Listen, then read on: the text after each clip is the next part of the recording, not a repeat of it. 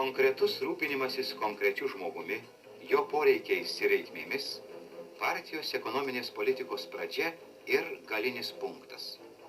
Kalbėjo TSKP CK generalinis sekretorius, TSRS aukščiausiosios tarybos prezidiumo pirmininkas Leonidas Brežnevas 26-ame Tarybų sąjungos komunistų partijos suvažiavime.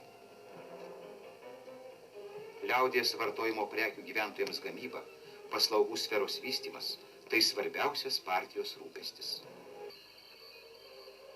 Klaipėda. Viena kompleksinės racionalizacijos sudėtinių dalių – prekių pristatymas iš pramonės įmonių ir prekybos bazių į parduotuves konteineriais. Mūsų Respublikos prekybos darbuotojai pagrįstai laikomi šio darbo pradininkai šalyje.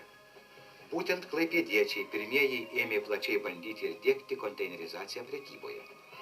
Jiems ir buvo paskirta LTSR valstybinė premija. Šiandien konteinerių sistema pilnai aprėpia ne tik maisto, bet ir pramoninių prekių parduotuves bei susivienijimus.